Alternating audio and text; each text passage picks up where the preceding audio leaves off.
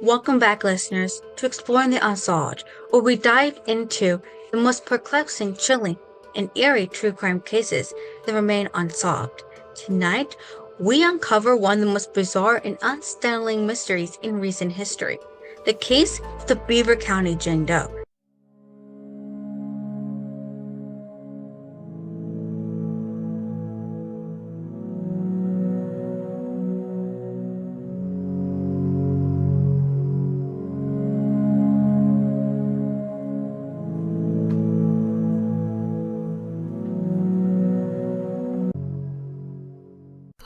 Subscribe. A severed head found in the woods, involved, and disturbingly altered, with no answers in sight. Join me as we dive into the details, forensics, and theories behind this chilling case. This is one you won't forget. It's a Friday afternoon, 2015. During the height of deer season, a teenager cutting through the woods on his way home stumbles upon something so horrific it stops him in his tracks. He expected to see the usual remains of deer carcasses left behind by hunters, but instead he met with something much darker. Lying in the woods is the severed head of an older woman. At first glance, it seems like a pile of entrails, but as the boy gets closer, the truth becomes clear. This is no deer. This is the disemboweled head of a woman. What will be even more disturbing is what the police would discover next. When Police Chief Mark O'Brien arrives at the scene, he's faced with an unimaginable crime. The head is shockingly well preserved and free of dirt, almost as it was carefully prepared. But something is wrong. Her eyes, which should be lifeless, are gone. In place are red rubber bouncy balls.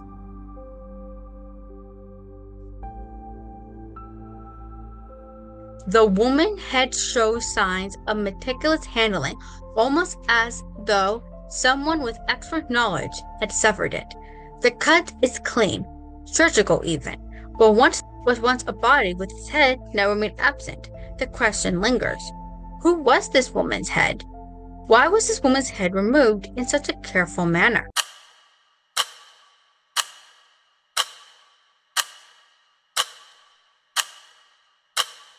The coroner quickly discovers something even more shocking. Upon closer inspection, they realized that the woman's head had been embalmed, a process that is typically done by funeral homes, not medical schools, and rather than being an act of random violence, this act of decapitation was chillingly methodical.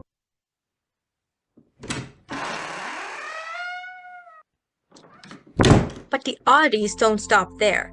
When investigators examine her eyes, they find two rubber balls where her eyes should have been. This is not standard embalming procedure, as if someone had deliberately altered her appearance. But for what reason?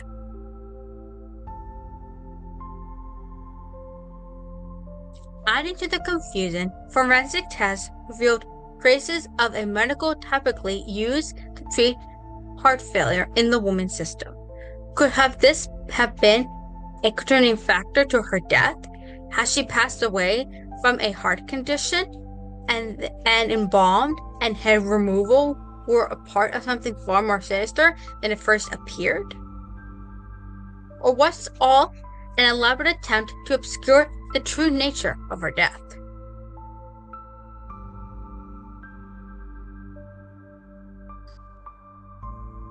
At first, investigators entertained the theory that Jane Doe's head might have been stolen from a nearby grave, but checking local cemeteries, they find no evidence of disturbed graves. The possibilities of grave robbing quickly fades, but the question of why this head and why this woman remains unanswered.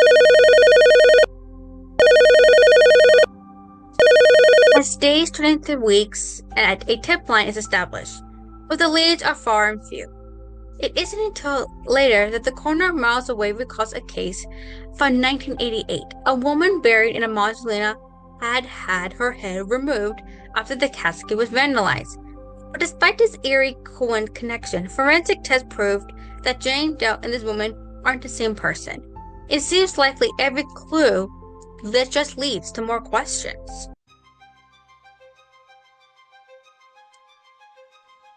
One lead takes investigations down a bizarre path. A local man named Jay Garber, or JJ, who lives near where Jane Doe's head was found.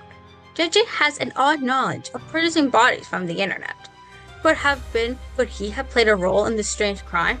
His connection to this case becomes more complicated when investigators uncover his strained relationship with the teen who found the head.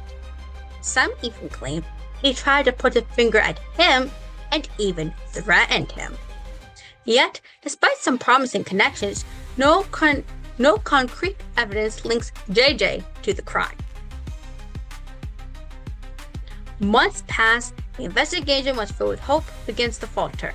Eventually, authorities make the difficult decision to lay Jane Doe to rest. Proper burial is held in a local cemetery with a simple headstone marking her final resting place. And while Jane Doe now has a grave, the mystery of who she was and how she came to be decapitated in the woods of the Beaver County Jane and how she came to be decapitated in the woods of Beaver County remains unsolved.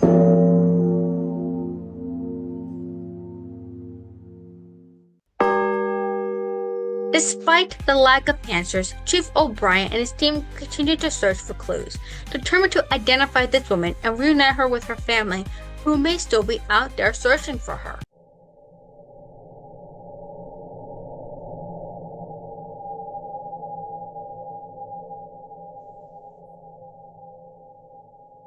Another theory suggested, as with any unsolved mystery, other theories began to swirl that excluded JJ.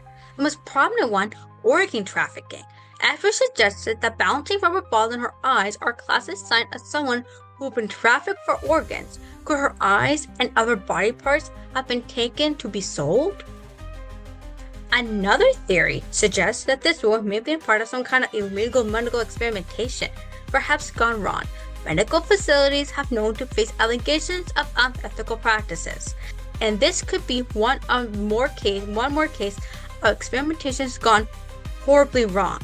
But could that explain the removal of her eyes? 10 years have passed since the discovery of Beaver County Jane Doe, and yet no one knows who she is, and no one has stepped forward to claim her. Despite numerous efforts including DNA testing, police sketches, and even a feature on Unsolved Mysteries in Season 4 of the show, the case remains a haunting mystery. But what does this case tell us about the darker side of human nature? Could this have been an act of grave robbery gone wrong, a realistic act, or is just a sick prank? Some kind of involvement of body parts sold online suggests, with the twisted world of illegal body trading.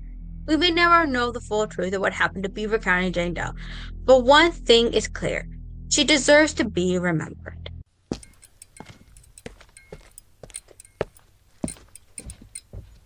If you have any information that could shed light on the mystery of Beaver County Jane Doe, contact your local authorities or reach out to the tip line. Her story is far from over. The search for identity continues to haunt those involved. Thank you for joining me tonight on Exploring the Unsolved. Don't forget to subscribe, leave a review, and share this episode with those who crave true crime mysteries. Until next time, keep questioning, keep searching, and remember, not all cases are closed.